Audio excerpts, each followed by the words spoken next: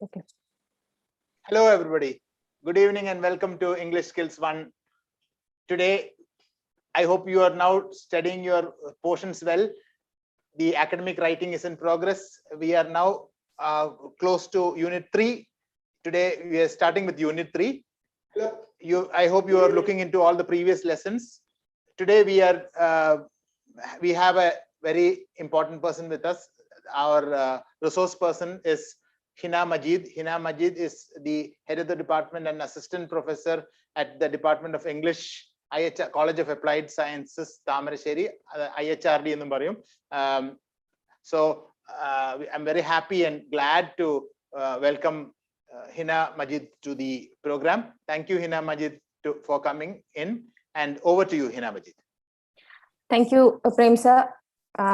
Indeed, it's a time for happiness for me because I've got an opportunity like this. Thank you, English Skills One, first of all.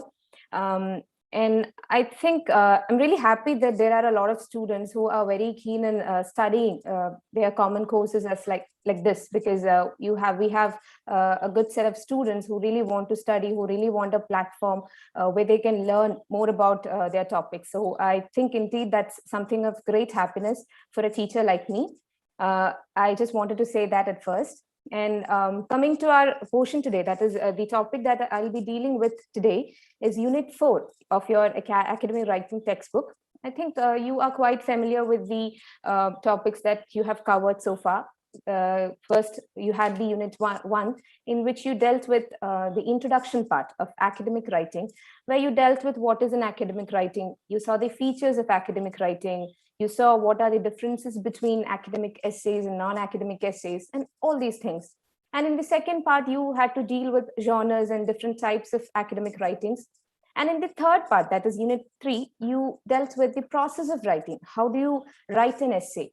That is, എങ്ങനെയാണ് നിങ്ങൾ ഒരു essay എഴുതുന്നത്, അല്ലെങ്കിൽ എങ്ങനെയാണ് നിങ്ങൾ academic റൈറ്റിംഗിനെ approach ചെയ്യുന്നത്? ഇങ്ങനത്തെ കുറച്ച് കാര്യങ്ങളായിരുന്നു നിങ്ങൾ Unit 3 ഡീൽ ചെയ്തിട്ടുണ്ടായിരുന്നത്. Now coming to Unit 4, Elements of Writing. Okay, അപ്പം ഈ ടൈറ്റിൽ കാണുമ്പോൾ തന്നെ you know that ഇതൊരു എലിമെന്റിനെ പറ്റിയിട്ടാണ് സംസാരിക്കുന്നത്, റൈറ്റിംഗിൽ നിങ്ങളെ കുറച്ചും കൂടെ സക്സസ്ഫുൾ ആക്കാൻ വേണ്ടിയിട്ട്. ദാറ്റ് ഈസ്, നമ്മൾ എപ്പോഴും എഴുതുമ്പോൾ വി ഹാവ് എ പർപ്പസ് അല്ലേ? എന്താണ് നമ്മുടെ പർപ്പസ് എന്ന് പറയുന്നത്? That is to convince our audience, നമ്മളുടെ റീഡേഴ്സിന്. ഓഡിയൻസ് എന്ന് പറയുമ്പോൾ നമുക്കിപ്പം റീഡേഴ്സ് ആണ് നമ്മൾ എഴുതുന്ന സമയത്ത്. അപ്പം നമ്മളുടെ റീഡേഴ്സിനെ കൺവിൻസ് ചെയ്യുക എന്ന് പറയുന്ന ഒരു സംഭവമാണ് നമ്മളുടെ ഉദ്ദേശം എന്ന് പറയുന്നത്. അതിന് വേണ്ടിയിട്ട് നമ്മളെ ഒന്നും കൂടെ ഹെൽപ്പ് ചെയ്യുന്ന kind of writing styles, different kinds of writing styles, അതാണ് നിങ്ങൾ ഈ ഒരു യൂണിറ്റിനകത്ത് കാണാൻ പോകുന്നത്. Okay, so you have different kinds of essays, most of which you will be non about. നിങ്ങൾക്ക് അറിയാവുന്ന കുറെ കാര്യങ്ങൾ തന്നെ ഉണ്ടാവും. And it's quite easy. എങ്ങനെയാണ് നിങ്ങൾ എഴുതേണ്ടത്, എങ്ങനത്തെ കാര്യങ്ങളാണ്, നിങ്ങൾക്ക് കുറച്ച് ഗൈഡ് ലൈൻസും കാര്യങ്ങളൊക്കെയാണ് തരുന്നത്. So in this session of ours today, ഇന്നത്തെ നമ്മുടെ സെഷനിൽ we'll be dealing with two such rhetorical modes. Rhetorical modes എന്താണെന്നൊക്കെ നമ്മൾ മുന്നോട്ടേക്ക് പറയുന്നതായിരിക്കും. സോ അങ്ങനത്തെ രണ്ട് rhetorical modes പറ്റിയിട്ടായിരിക്കും നമ്മുടെ ഇന്നത്തെ ക്ലാസ്സിൽ ഡിസ്കസ് ചെയ്ത് പോകുന്നത്. ഓക്കെ,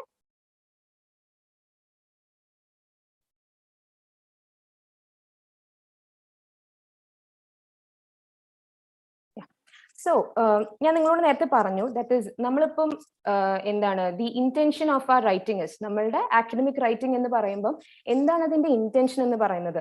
നമ്മൾ എന്ത് എഴുതുമ്പോഴും എന്ത് ചെയ്യുമ്പോഴും അതിന്റെ, അല്ലെങ്കിൽ എന്ത് എഴുതുമ്പോഴും എന്തെങ്കിലും ഒരു, നമ്മളിപ്പോൾ ഒരു സ്പീച്ച് ഡെലിവർ ചെയ്യുകയാണെങ്കിൽ പോലും, even now when I am speaking I try my maximum to make you attracted to me. അല്ലെങ്കിൽ എന്റെ സംസാരത്തിലേക്ക് ഞാൻ പറയുന്ന കാര്യങ്ങൾ എന്താണോ അത് നിങ്ങളിലേക്ക് മാക്സിമം എത്തിക്കുക എന്ന് പറയുന്നതാണ് എന്റെ എയിം എന്ന് പറയുന്നത്.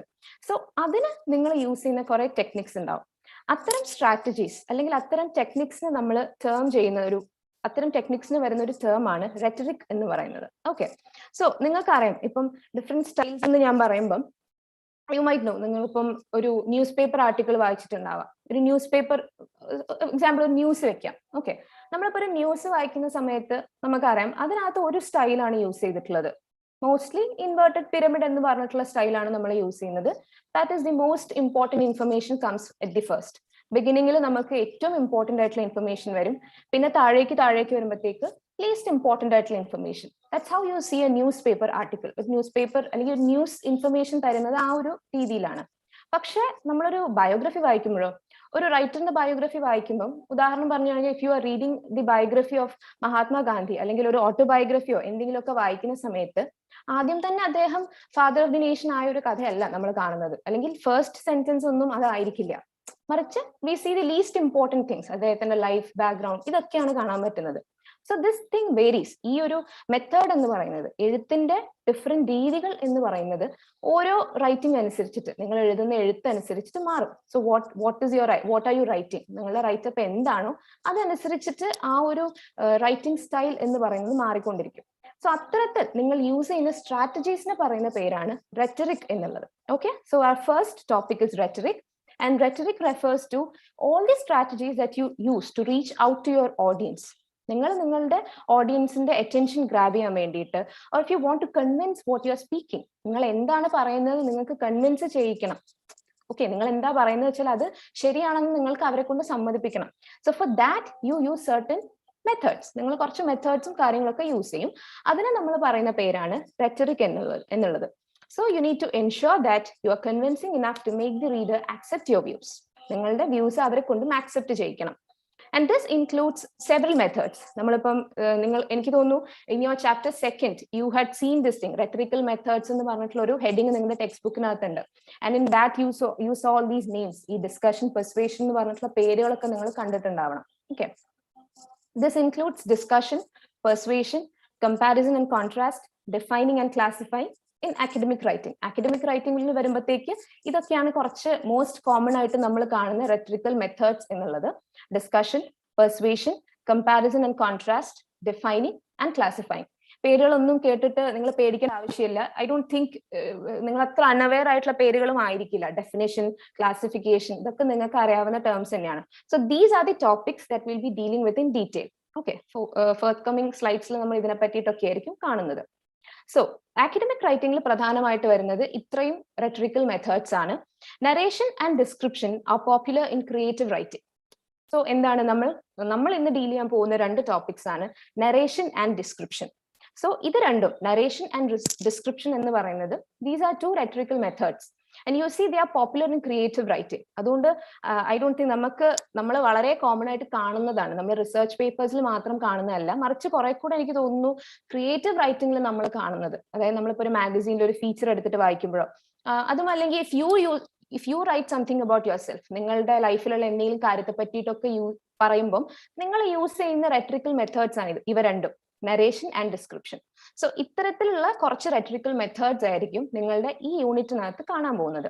And today we'll be dealing with narration and description in detail. So coming to our first portion, അതായത് നമ്മളുടെ ആദ്യത്തെ ടോപ്പിക് എന്ന് പറയുന്നത് this is narration. അപ്പൊ എന്താണ് നരേഷൻ എന്ന് പറയുന്നത്? I don't think there is a need to explain a lot about it, or you don't need an introduction about it. Narration എന്ന് പറയുമ്പോൾ നമ്മൾ നരേറ്റ് ചെയ്യാന്ന് പറയുമ്പോൾ when you narrate a story, that means you are revealing certain things. കുറച്ച് events, ഒരു കഥ പറയുന്ന സമയത്ത് നമ്മൾ ഏറ്റവും വല്ല പഞ്ചതന്ത്രം കഥകളൊക്കെ വായിക്കുന്ന സമയത്ത് നമുക്കറിയാം once upon a time എന്നൊക്കെ പറഞ്ഞിട്ടാണ് സ്റ്റാർട്ട് ചെയ്തത് അല്ലെ. എന്നിട്ട് കുറെ ഈവൻസ് പറഞ്ഞു പോകുന്നു. ആൻഡ് ദെൻ എന്ത് ചെയ്യുന്നു, ഒരു കോൺഫ്ലിക്റ്റ് കാണുന്നു, ഒരു പ്രശ്നം വരുന്നു. ആൻഡ് ടുവേർഡ്സ് ദി എൻഡ് എന്താണ്, നമുക്ക് സസ്പെൻസും ത്രില്ലും ഒക്കെ തന്നിട്ട് towards the end you find A resolution, ഒരു പരിഹാരം അതിന് വരുവാണ് ചെയ്യുന്നത്. സോ അത്തരത്തിൽ നമ്മൾ യൂസ് ചെയ്യുന്ന something that is better for relating to a sequence of events, കുറച്ചും കൂടെ ഈവൻസ് പറയാൻ വേണ്ടിയിട്ടും കുറച്ചും കൂടെ ഈവൻസ് ഇങ്ങനെ റിവീൽ ചെയ്യാൻ വേണ്ടിയിട്ടും യൂസ് ചെയ്യുന്ന ഒരു റെറ്ററിക്കൽ മെത്തേഡാണ് നരേഷൻ എന്ന് പറയുന്നത്. Okay, this is suitable for relating to a sequence of events or thoughts. If you want to reveal a set of events or thoughts, നിങ്ങൾക്കിപ്പം നിങ്ങളുടെ ഉദാഹരണം പറയുകയാണെങ്കിൽ your experience about something, നിങ്ങളുടെ എന്തെങ്കിലും ഒരു നിങ്ങൾ ഫസ്റ്റ് ഡേ കോളേജിൽ പോയത്, നിങ്ങൾ ഫസ്റ്റ് ഇയർ ഡിഗ്രിക്ക് ജോയിൻ ചെയ്തു, +2 കഴിഞ്ഞു, നിങ്ങൾ ഫസ്റ്റ് ടൈം കോളേജിലേക്ക് പോവാണ്. അപ്പം നിങ്ങളോട് പറയാണ് you are asked to write something, you are asked to write something about that experience. Okay, ആ സമയത്ത് നിങ്ങൾ നരേറ്റ് ചെയ്യാണ് ചെയ്യുക. ഞാൻ രാവിലെ ഒരുങ്ങി കോളേജിലേക്ക് പോവാണ്, I was so tensed, I could see the college campus, I could see my seniors എന്നൊക്കെ പറഞ്ഞിട്ട് നിങ്ങൾ പറയുമ്പോൾ you are narrating the events. ആ ഈവൻസ് മൊത്തം നിങ്ങൾ ഇങ്ങനെ ഒരു സീക്വൻസിൽ ഇങ്ങനെ നരേറ്റ് ചെയ്തുകൊണ്ട് വരുവാണ്. ഓക്കെ, സോ അത്തരത്തിലുള്ള സന്ദർഭങ്ങളിൽ നിങ്ങൾ യൂസ് ചെയ്യുന്ന ഒരു ടെക്നിക്കാണ്, ഒരു റെറ്ററിക്കൽ മെത്തേഡാണ് നരേഷൻ എന്ന് പറയുന്നത്. ഇറ്റ് മേ ബി ഇത് ഫിക്ഷണൽ ഓർ നോൺ ഫിക്ഷണൽ. ചില സമയത്ത് അത് ഫിക്ഷണൽ ആയിരിക്കാം, നമ്മൾ നോവൽസിലും അല്ലെങ്കിൽ എനിക്ക് തോന്നുന്നു ഷോർട്ട് സ്റ്റോറീസിലൊക്കെ നമ്മൾ വായിക്കുമ്പോൾ കാണാറുണ്ട്. ഇല്ലേ? അപ്പൊ ചില സമയത്ത് അത് ഫിക്ഷണൽ ആവാം, ഇമാജിനേഷൻ ആവാം, or sometimes it could B non fictional. ചില സമയത്ത് അത് നോൺ ഫിക്ഷണലും ആവാം. ഇപ്പം ഉദാഹരണം പറഞ്ഞു കഴിഞ്ഞാൽ ഓട്ടോബയോഗ്രഫി, ഒരാളുടെ ആത്മകഥ എന്ന് പറയുന്നത് ഇറ്റ്സ് നോൺ ഫിക്ഷണൽ അല്ലെ? അപ്പം അതിനകത്തും നമ്മൾ കാണുന്ന ഒരു ടെക്നിക്കാണ് നരേഷൻ എന്ന് പറയുന്നത്. In general, narration refers to any kind of writing that brings out a story, fictional or real, can be considered a narrative. ഒരു narrative എന്ന് പറയുന്നത് എന്താണ്? Any kind of writing that brings out a story. ഒരു story പുറത്തേക്ക് കൊണ്ടുവരുന്ന, ഒരു കഥ പറയുന്ന എന്തൊരു റൈറ്റിംഗ് ആണെങ്കിലും you could call it narrative. It could be fictional or real. ചില സമയത്ത് അത് ഇമാജിനേഷൻ ആവാം, ചില സമയത്ത് അത് റിയൽ ആവാം. Okay, but whatever it is, if it tells a story, that is called a narrative. പക്ഷെ ഇവിടെ ഒരു കണ്ടീഷൻ ഉണ്ട്. ഇപ്പം അത് നിങ്ങളിപ്പം മേ ബി ഒരു 600 വേർഡ്സ് ഉള്ള ഒരു ചെറിയ റൈറ്റപ്പ് ആവാം, ഇനി അതല്ല 6000 വേർഡ്സ് ഉള്ള വലിയൊരു നോവൽ ആവാം. വാട്ട് എവർ ഇറ്റ് ഇസ്, അതെന്താണ്, അതിനകത്തൊക്കെ ഒരു സെൻട്രൽ ഐഡിയ ഉണ്ടായിരിക്കണം. It should have a central idea. കുറച്ച് ക്യാരക്ടേഴ്സ് ഉണ്ടായിരിക്കണം, ആഡിക്വേറ്റ് ഡിസ്ക്രിപ്ഷൻ ഉണ്ടായിരിക്കണം, കറക്റ്റ് ആയിട്ട് ഡിസ്ക്രൈബ് ചെയ്തുകൊണ്ടിരിക്കണം. ആൻഡ് യൂഷ്വലി കൾമിനേറ്റിംഗ് ഈവന്റ്, എന്തെങ്കിലും ഒരു പെർട്ടിക്കുലർ കോൺഫ്ലിക്റ്റ് പ്രസന്റ് ചെയ്യണം. എന്നിട്ട് എന്താണ് അതിന്റെ ഒരു പരിഹാരം, അതിന്റെ ഒരു solution towards the end of the writeup നമുക്ക് അതും കാണാൻ പറ്റണം. അപ്പൊ അതുകൊണ്ട് എന്തെങ്കിലും എഴുതിയാൽ പറ്റില്ല. It should have a central idea. ഒരു ഐഡിയ നിങ്ങൾ കമ്മ്യൂണിക്കേറ്റ് ചെയ്യുന്നുണ്ടാവണം. It should have certain characters. It should have an adequate description. And then it should always end in an event. ഒരു പെർട്ടിക്കുലർ ഈവന്റ്, ഒരു കോൺഫ്ലിക്റ്റും ഒക്കെ കഴിഞ്ഞിട്ട് ഒരു ഈവന്റിൽ അത് എൻഡ് ചെയ്തിരിക്കണം. ഓക്കെ, അപ്പം അത്തരത്തിലുള്ള റൈറ്റിംഗ്സിനെയാണ് നമ്മൾ narratives എന്ന് പറയുന്നത്. Okay, so when you want to tell a story, that is when you use this technique. നിങ്ങൾക്ക് ഒരു സ്റ്റോറി പോലെ പറയണം, നിങ്ങൾക്ക് ഒരു സീക്വൻസ് ഓഫ് ഈവന്റ്സ് പറയണം എന്നാണെങ്കിൽ, that is when you use the technique called narration. Okay, so what is narration? Narration, it guides through a series of events in a sequential manner. ഒരു sequential manner, ഞാൻ പറഞ്ഞല്ലോ നേരത്തെ, നമ്മളൊരു എന്താണ് കുറച്ച് events നമുക്ക് ഇങ്ങനെ ഡിസ്ക്രൈബ് ചെയ്തുകൊണ്ട് പോകണമെങ്കിൽ നമ്മൾ യൂസ് ചെയ്യുന്ന ടെക്നിക് ആണെന്ന് പറഞ്ഞു. So it describes or it guides through a series of events in a sequential manner. ഒരു സീക്വൻസിൽ ഇങ്ങനെ പൊക്കോണ്ടിരിക്കും. Examples include biographies, stories, novels, newspaper essays and reports. ഇതെല്ലാം ഇപ്പോൾ നിങ്ങൾ ന്യൂസ് പേപ്പറിൽ തന്നെ പല ഫീച്ചർ സ്റ്റോറീസ് നമുക്ക് കാണാൻ പറ്റാറുണ്ട്. സൺഡേ സപ്ലിമെന്റ്സിലൊക്കെ യു സീ ദം അല്ലെ? പല സ്റ്റോറീസും പല മോട്ടിവേഷണൽ സ്റ്റോറീസ് ഒക്കെ വരാറുണ്ട്. അപ്പൊ അതൊക്കെ എന്താണ്, ഈ ഒരു കാറ്റഗറിയിലാണ് വരുന്നത്. നാരേറ്റീവ്സ് ആണ് അതെല്ലാം. ഓക്കെ, നരേഷൻ എന്ന് പറയുന്ന ടെക്നിക്കാണ് ഇതിലൊക്കെ യൂസ് ചെയ്തിട്ടുണ്ടാവുക. ഇനി what are some examples? These are some examples for fictional narratives and non-fictional narratives. Okay, അപ്പൊ fictional narratives എന്തൊക്കെയാണ്? Short stories, novels. First of all fiction എന്ന് പറഞ്ഞാൽ I hope every one is aware, imagination, imaginary ആയിട്ടുള്ള കാര്യങ്ങൾ, real അല്ലാത്ത imaginary ആയിട്ടുള്ള കാര്യങ്ങൾക്കാണ് നമ്മൾ fiction എന്ന് പറയുന്നത് അല്ലെ? അപ്പൊ ഏതൊക്കെയാണ് ഫിക്ഷണൽ നാരേറ്റീവ്സ് എന്ന് പറയുന്നത്? ഷോർട്ട് സ്റ്റോറീസ്, നിങ്ങൾ വായിച്ചിട്ടുള്ള പല നല്ല ഷോർട്ട് സ്റ്റോറീസ് ഉണ്ടാവാം, അതൊക്കെ എന്താണ്, ഫിക്ഷണൽ നാരേറ്റീവ് ആണ്. നോവല്ല എന്ന് പറഞ്ഞാൽ it's a genre that is a little more bigger than short story. Short സ്റ്റോറിനെക്കാട്ടിലും കുറച്ചും കൂടെ ലെങ്തി ആയിരിക്കും, എന്നാൽ ഒരു നോവലിന്റെ അത്ര വലിപ്പം ഉണ്ടാവില്ല. ഓക്കെ, സോ ആ ജോണറിൽ വരുന്ന ഒരു കാറ്റഗറിയാണ് നോവല്ല എന്ന് പറയുന്നത്. നോവൽ നമുക്ക് എല്ലാവർക്കും അറിയാവുന്നതാണ്. ഫോക്ലോർ, ദി സ്റ്റോറീസ്, നമ്മളിപ്പം കുട്ടിക്കാലം തൊട്ടിട്ട് നമ്മൾ കേട്ടിട്ടുള്ള പല മെത്തിക്കൽ സ്റ്റോറീസ് ഉണ്ടാവും. പിന്നെ വി ഹാവ് ഒറേച്ചർ എന്ന് പറഞ്ഞാൽ stories that are transmitted through this oral way, അല്ലെങ്കിൽ പറഞ്ഞിട്ടുള്ള വാമൊഴിയായിട്ട് വന്നിട്ടുള്ള കഥകൾ, അതിന് പറയുന്ന പേരാണ് ഒറേച്ചർ എന്നുള്ളത്. സോ ഇത്രയുമാണ് ഫിക്ഷണൽ നാരേറ്റീവ്സിന്റെ ഒരു കാറ്റഗറിയിൽ വരുന്നത്. Coming to non-fictional narratives, they include autobiography, ആത്മകഥ, biography written by another person, ഒരാളുടെ ലൈഫ് വേറെ ഒരാൾ എഴുതിയിട്ടുണ്ടാവും. We have news report എന്ന് പറയുന്നത് നോൺ ഫിക്ഷണൽ ആണ്. ഓക്കെ, ന്യൂസ് പേപ്പർ എസ്സേ, അതുപോലെ ഹിസ്റ്റോറിക്കൽ അക്കൗണ്ട്സ്, എന്തെങ്കിലും ഹിസ്റ്റോറിക്കൽ ആയിട്ടുള്ള ഈവന്റ്സും കാര്യങ്ങളൊക്കെ പറയുന്നത്, അതിനെ നമ്മൾ നോൺ ഫിക്ഷണൽ നാരേറ്റീവ്സ് എന്നാണ് പറയുന്നത്. Okay, so this is a list of fictional narratives and non-fictional narratives. പിന്നെ ഞാൻ പറഞ്ഞു certain characteristics ഉണ്ടാവും. നമ്മൾ നേരത്തെ I said you that ചുമ്മാ നമ്മളൊരു കഥ പറഞ്ഞു പോയാൽ പോരാ. It should have a central idea, it should have some characters, പിന്നെ ഒരു കോൺഫ്ലിക്റ്റ് ഉണ്ടായിരിക്കണം, ഒരു ക്ലൈമാക്സിൽ എത്തിച്ചിരിക്കണം, അങ്ങനത്തെ കുറച്ച് കാര്യങ്ങളുണ്ട്. നമ്മൾ ഇതിനൊരു നരേഷൻ അല്ലെങ്കിൽ ഒരു നരേറ്റീവിനെ നരേറ്റീവ് ആക്കണം എന്നാണെങ്കിൽ ഇറ്റ് റിക്വയർസ് certain characteristics. അതാണ് ഈ കാണുന്നതൊക്കെ. Okay, they are plot, setting, characters, conflict, resolution, point of view. Okay, അപ്പൊ ഇത്രയുമാണ് characteristics of narrative എന്ന് പറയുന്നത്. What are the characteristics of narration അല്ലെങ്കിൽ narrative technique, or what are the characteristics of narration as a rhetorical mode എന്ന് ചോദിച്ചു കഴിഞ്ഞാൽ നിങ്ങൾ പറയേണ്ടത് ഇവയെല്ലാമാണ്. Okay, So coming to the first characteristic, ആദ്യത്തെ നമ്മളുടെ ക്യാരക്ടറിസ്റ്റിക് ആണ് ഓഫ് കോഴ്സ് പ്ലോട്ട് എന്ന് പറയുന്നത്. നോ ഡൗട്ട് നമുക്കൊരു പ്ലോട്ട് എന്ന് പറയുന്ന സംഭവം എന്തായാലും വേണം. ചില സിനിമകൾ നമ്മൾ കാണുമ്പോൾ നമുക്കത് ഇഷ്ടപ്പെടാറില്ല. ഓക്കെ, വലിച്ചു നീട്ടി എന്തൊക്കെയോ പറഞ്ഞു ചെയ്തു പോയിട്ടുണ്ടാവാം, പക്ഷെ നമുക്ക് ഇഷ്ടപ്പെടില്ല. അതിന്റെ റീസൺ എന്താണ്? മിക്ക സമയങ്ങളിലും ഒരു കറക്റ്റ് ആയിട്ടുള്ള പ്ലോട്ട് ഇല്ല എന്നുള്ളതാണ്.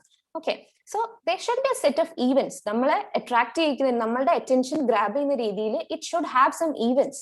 കുറച്ച് ഈവൻസ് അതിന് പറയാൻ പറ്റണം. So plot refers to all the events that constitute the narrative, usually told in a sequential manner. ഒരു സീക്വൻസിൽ പറഞ്ഞു പോവുകയും വേണം. ഓക്കെ, അപ്പൊ അത്തരത്തിൽ പ്ലോട്ട് എന്ന് പറയുന്നത് it refers to all the events that constitute the narrative. ഒരു നറേറ്റീവിനെ നറേറ്റീവ് ആക്കണമെങ്കിൽ it should have a plot, and plot refers to all the events. ഇപ്പൊ നിങ്ങളൊരു സ്റ്റോറി വായിക്കുന്ന സമയത്ത് നമുക്കറിയാം, ഞാൻ എക്സാമ്പിൾ പറഞ്ഞു, നിങ്ങളൊരു കോളേജിൽ പോകും, നിങ്ങൾ ഫസ്റ്റ് ടൈം കോളേജിൽ പോയത്. അപ്പൊ അങ്ങനെയാണെന്നുണ്ടെങ്കിൽ നിങ്ങൾ അതിങ്ങനെ പറഞ്ഞു പോവുക ചെയ്യുന്നത്. ഫസ്റ്റ് നിങ്ങൾ വീട്ടിൽ നിന്ന് ഇറങ്ങിയ കഥ തൊട്ടിട്ട് നിങ്ങൾ പറയും. അപ്പൊ നിങ്ങൾ പറയും എന്റെ മനസ്സിൽ ഭയങ്കര ടെൻഷൻ ആയിരുന്നു. അങ്ങനെ എന്താണ്, നിങ്ങൾ കുറെ ഈവൻസ് നിങ്ങൾക്ക് പറയാനുണ്ട്. Okay, the first time you entered your college and what was the feeling you had in your mind. അങ്ങനത്തെ കുറെ കാര്യങ്ങൾ നിങ്ങൾക്ക് ഈവൻസ് ആയിട്ട് നിങ്ങൾക്ക് പറയാനുണ്ടാവും. And it will be arranged in a sequential manner. ഒരു സീക്വൻഷ്യൽ മാനറിൽ നിങ്ങൾ പറഞ്ഞിട്ടുണ്ടാവും. അല്ലാണ്ട് ആദ്യം തന്നെ മൊത്തം ഇങ്ങനെ അവിടെ നിന്ന് ഇവിടെ നിന്നും പറയല്ല നമ്മൾ ചെയ്യുന്നത്. ബട്ട് ഇൻസ്റ്റെഡ് നമ്മളൊരു സീക്വൻഷ്യൽ മാനറിൽ പറഞ്ഞു പോവുകയാണ് ചെയ്യുക. Okay, so that was plot. Coming to the next characteristic, it is setting. എന്താണ് സെറ്റിംഗ് എന്ന് പറയുന്നത്? ദി പ്ലേസ് വേർ ആ story set, the location and time of the events. നമ്മളുടെ സ്റ്റോറി എവിടെയാണ് സെറ്റ് ചെയ്തിട്ടുള്ളത്. ഇപ്പം ചിലപ്പോൾ അത് എന്താണ്, ഇപ്പൊ നമുക്കറിയാം പല സ്ഥലങ്ങളിലായിട്ട് ഏതെങ്കിലും ഒരു വലിയ ടൗണിലോ അല്ലെങ്കിൽ ചെറിയൊരു വില്ലേജിലോ എവിടെ വേണമെങ്കിലും സെറ്റ് ചെയ്തിട്ടുണ്ടാവും. സോ അത്തരത്തിൽ the location and time of the events, നമ്മളുടെ ലൊക്കേഷനും ടൈമും എവിടെയാണ്, അല്ലെങ്കിൽ ആ ഈവൻറ്റ്സ് എവിടെയാണ് നടക്കുന്നത്, അത് പറയുന്ന സംഭവത്തെയാണ് നമ്മൾ സെറ്റിംഗ് എന്ന് പറയുന്നത്. ഓക്കെ, ക്യാരക്ടേഴ്സ് എന്ന് പറയുമ്പോൾ obviously the subjects of people in A narrative. ഒരു കുറച്ച് ആൾക്കാർ വേണം. They should be people in A narrative. കാര്യങ്ങൾ പറയണമെങ്കിൽ കഥാപാത്രങ്ങൾ വേണം നമുക്ക്. So character is another characteristic of narration technique.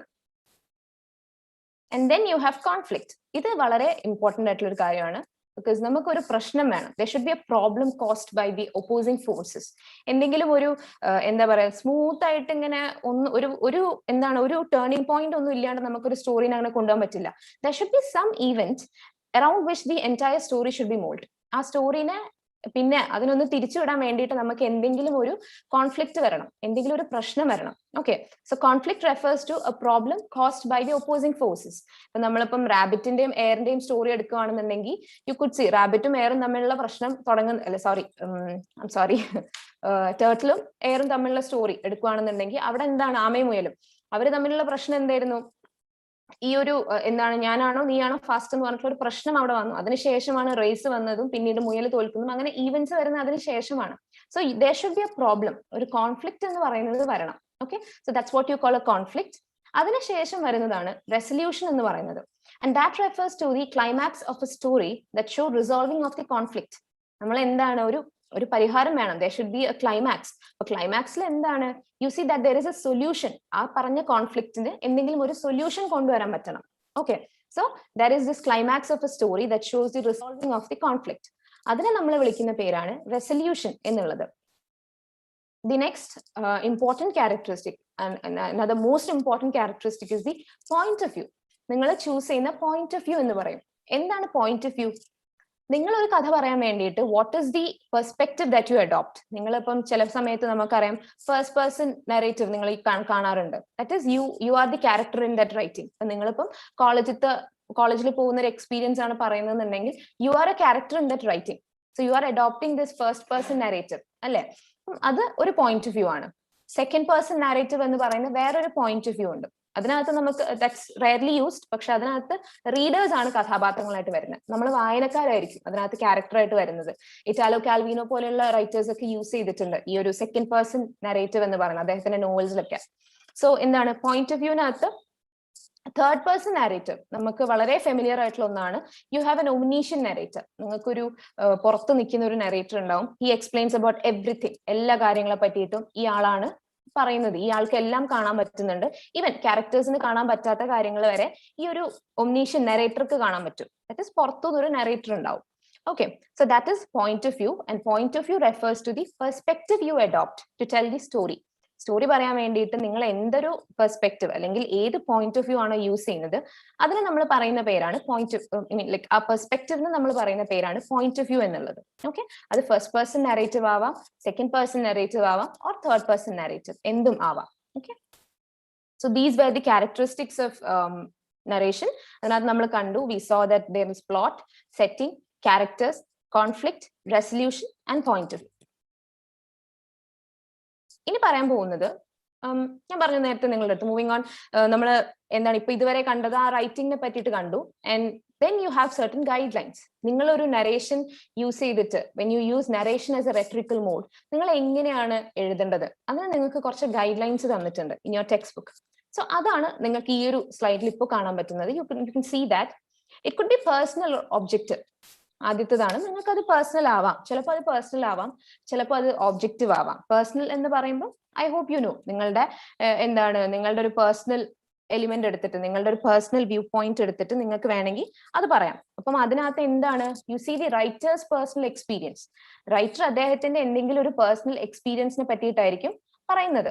Okay, അപ്പൊ അതിനകത്ത് നമ്മൾ മോസ്റ്റ്ലി കാണുന്നത് first person point of view ആണ്. First person point of view use ചെയ്യുന്നതാണ് നമ്മൾ നോർമലി കാണാറ്. ഓക്കെ, പിന്നെ thesis statement can be explicit or implied.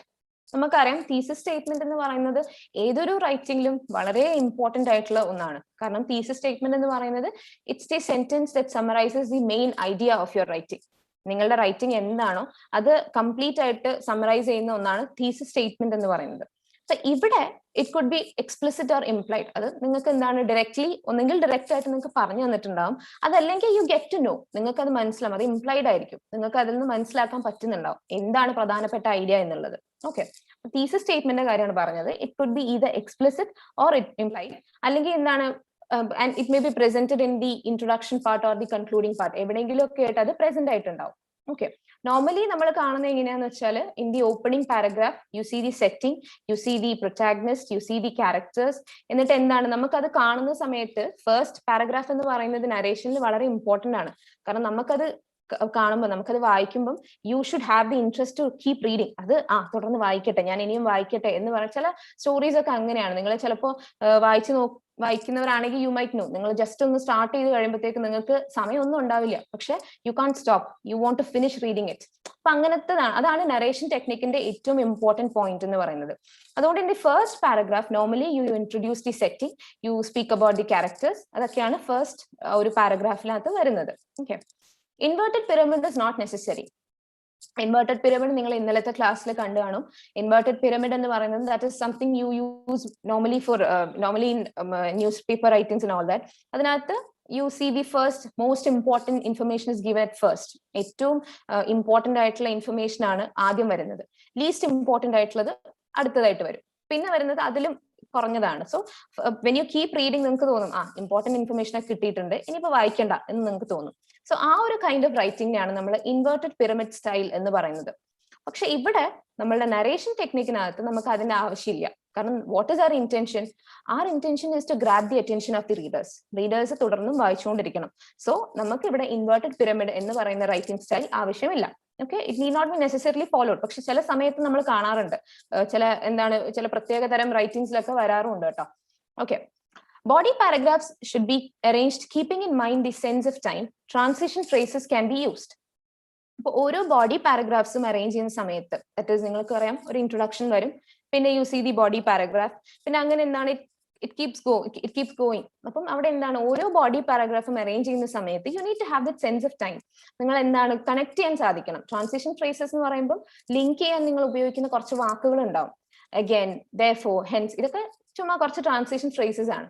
അപ്പൊ ഇവിടെ എന്താണ്, നിങ്ങളിപ്പം ഒരു പോയിന്റിൽ നിന്നും അടുത്ത പോയിന്റിലേക്ക് അല്ലെങ്കിൽ വേറൊരു സന്ദർഭം നിങ്ങൾ പറയാൻ ഉദ്ദേശിക്കുന്നു എന്നാണെങ്കിൽ you have to use the proper transition phrase. Correct ആയിട്ടുള്ള ഫ്രേസ് നിങ്ങൾക്ക് അവിടെ ഉപയോഗിക്കാൻ വേണ്ടിയിട്ട് പറ്റണം. Okay, so body paragraphs arrange ചെയ്യുമ്പോൾ നിങ്ങൾ അത് ശ്രദ്ധിക്കണം. കാരണം നമ്മളൊരു കഥയാണ് പറയുന്നത്. നമ്മളിപ്പോ ഒരു കോളേജിലേക്ക് പോകുന്ന സമയത്ത് കോളേജിന്റെ ഗേറ്റ് കടന്നു, പിന്നെ നിങ്ങൾ ബ്ലോക്ക് കണ്ടു, പിന്നെ നിങ്ങൾ ക്ലാസ് കണ്ടു. അപ്പൊ ഇതൊക്കെ ഡിഫറെന്റ് സ്പേസസ് ആണ്, ഡിഫറെന്റ് പ്ലേസസ് ആണ്, സമയവും ഒക്കെ ഡിഫറെന്റ് ആയിരിക്കും. അതൊക്കെ പറയുന്ന സമയത്ത് you need to use the transition phrases. അത് കറക്റ്റ് ആയിട്ട് യൂസ് ചെയ്യാൻ വേണ്ടിയിട്ട് പറ്റണം. Okay, and the most important point is that your intention is to sustain the interest of the readers. ഞാൻ നേരത്തെ പറഞ്ഞു നമ്മളുടെ എയിം എന്ന് പറയുന്നത് it is to grab the attention of the readers. Readers നമ്മുടെ നമ്മുടെ റൈറ്റിംഗ് വായിച്ചുകൊണ്ടിരിക്കണം. ഓക്കെ, സോ അതിന് നിങ്ങൾ എന്താണ്, you use different techniques. You can use dialogues, you can use descriptions. Description എന്ന് പറയുന്നത് വീണ്ടും വേറൊരു ടെക്നിക്കാണ്, അത് നമ്മൾ അടുത്ത മുന്നോട്ടേക്ക് കാണുന്നതായിരിക്കും. Okay, you can use dialogues, you can have descriptions, you can recount the actions. അതായത് നിങ്ങളിപ്പം എന്താണ് കുറച്ചും കൂടെ ഒരു സർപ്രൈസിങ് ആയിട്ടുള്ള രീതിയിൽ, കുറച്ചും കൂടെ ത്രില്ലിംഗ് ആയിട്ടുള്ള രീതിയിൽ, കുറച്ചുകൂടെ സസ്പെൻസ് ഒക്കെ വെച്ചിട്ട് അങ്ങനെ വേണം നമ്മൾ കാര്യങ്ങൾ പറയാൻ. So that the readers are interested in reading ആ റൈറ്റിംഗ്. ഓക്കെ, നമ്മുടെ ഉദ്ദേശം എന്താണ്, അവരിരുന്നിട്ട് വായിക്കുക എന്നുള്ളതാണ്. സോ അവരെ വായിപ്പിക്കാൻ എന്നുള്ള ആ ഉദ്ദേശത്തോടു കൂടി ആയിരിക്കണം നിങ്ങൾ എഴുതുന്നത്. Okay, so you have to sustain the interest of the readers. അത് അങ്ങനെ തന്നെ കൊണ്ടുപോകാൻ പറ്റണം till the end of the writer. Okay, അതാണ് one important point. Moving on, you can use physical descriptions to help readers visualize. നമുക്കറിയാം എഴുത്തെന്ന് പറയുന്നത് it's something like ചില സമയത്ത് നമുക്കത് ഭയങ്കര മാജിക്കൽ ആയിട്ട് ഫീൽ ചെയ്യും. കാരണം ചില എഴുത്തുകാര്, ചില പുസ്തകങ്ങളൊക്കെ എനിക്കൊക്കെ എന്ന് പറഞ്ഞാൽ ഇപ്പോഴും അത് സിനിമയായിട്ട് കാണുന്ന സമയത്ത് I am not really happy. ചില നമ്മൾ വായിച്ചിട്ടുള്ള നല്ല പുസ്തകങ്ങൾ ചിലപ്പോൾ സിനിമ ആവാറുണ്ട്, പക്ഷെ അത് സിനിമ ആവുന്ന സമയത്ത് യു നോട്ട് റിയലി ഹാപ്പി. കാരണം എന്താണ്, the writers are so successful in visualizing it. അവർ ആ പറഞ്ഞ കാര്യങ്ങൾ അവർ അത്രയും മനോഹരമായിട്ട് നമ്മൾക്ക് വിഷ്വലൈസ് ചെയ്ത് തരാൻ അവർക്ക് പറ്റുന്നുണ്ട്.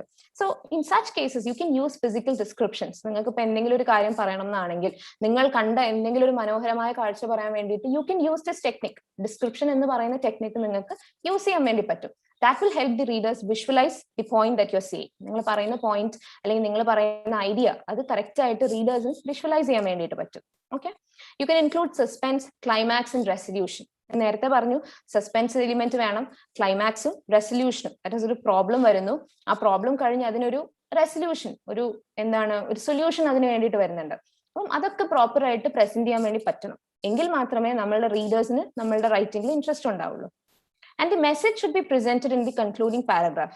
നമ്മൾ എന്താണോ നമ്മളുടെ message, if you have a message or അത് എന്തായാലും നിങ്ങൾക്ക് കൺക്ലൂഡിംഗ് പാരഗ്രാഫിൽ പ്രസന്റ് ചെയ്യാൻ വേണ്ടി പറ്റണം. You should be able to write about it. അല്ലെങ്കിൽ ആ ഒരു കൺക്ലൂഡിംഗ് പാരഗ്രാഫിനകത്ത് നിങ്ങളുടെ മെസ്സേജ് വളരെ ക്ലിയർ ആയിട്ട് കണ്ടിരിക്കണം.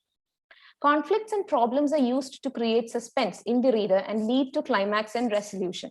നമ്മൾ പലപ്പോഴും എന്താണ് ഈ കോൺഫ്ലിക്ട്സ്, ഈ പ്രശ്നങ്ങൾ വരുന്നതും അതിന്റെ സൊല്യൂഷൻ വരുന്നതൊക്കെ that helps in creating suspense in the reader. വായിക്കുന്ന ആളുടെ മനസ്സിൽ ഒരു സസ്പെൻസ് ക്രിയേറ്റ് ചെയ്യാനും അതിലൂടെ എന്താണ് ഒരു ഫൈനലി ഒരു എൻഡ് പോയിന്റിൽ എത്താനൊക്കെ അതിനെ ഹെൽപ്പ് ചെയ്യും എന്നാണ് പറയുന്നത്.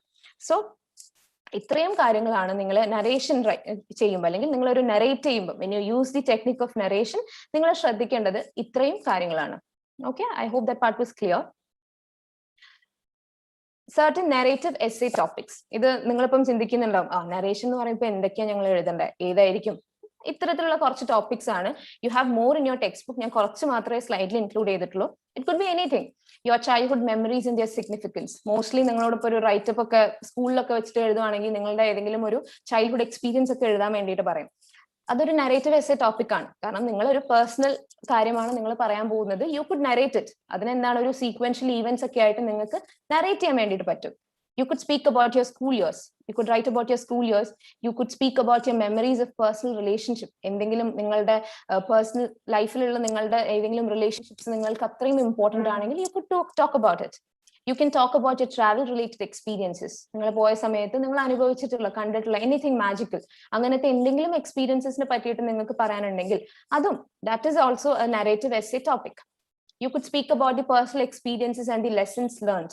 നിങ്ങളുടെ ലൈഫിൽ വളരെ ഇമ്പോർട്ടന്റ് ആയിട്ടുള്ള ഏതെങ്കിലും എക്സ്പീരിയൻസസ്, അതിൽ നിന്നും നിങ്ങൾ വളരെ ഇമ്പോർട്ടന്റ് ആയിട്ടുള്ള എന്തെങ്കിലും കാര്യങ്ങളൊക്കെ പഠിച്ചിട്ടുണ്ടെങ്കിൽ അതൊക്കെ എന്താണ് നിങ്ങൾക്ക് ഒരു നരേറ്റീവ് എസ്സേ ആയിട്ട് പ്രസന്റ് ചെയ്യാൻ പറ്റും. ഓക്കെ, സോ ഇതൊക്കെയാണ് these are certain narrative essay topics. And ഇത്രയും ആണ് നമ്മളുടെ നരേറ്റീവ് എസ്സേസിൽ വരുന്നത്. I think I'll deal with the part called description in the next class because I think I've exceeded the time limit. So we'll go for some questions. നിങ്ങളുടെ കുറച്ച് review questions നമുക്ക് നോക്കാം. What do you mean by rhetorical mood? കുറച്ച് questions ആണ്. And as Prashant sir had told you, നമ്മൾ academic writing പഠിക്കുമ്പോൾ ഏറ്റവും എന്താണ് സക്സസ്ഫുൾ ആയിട്ട് നമുക്ക് പഠിക്കാൻ പറ്റുന്നത് that is when you learn more about questions.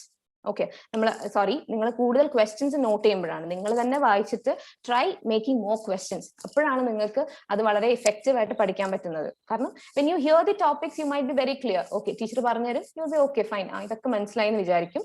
പക്ഷെ later on there are chances that you get confused. അപ്പൊ അതിന് ഏറ്റവും നല്ലത് it's better that you make your own questions. So അത്തരത്തിൽ കുറച്ച് ക്വസ്റ്റ്യൻസ് ആണ് ഇവിടെ കൊടുത്തിട്ടുള്ളത്.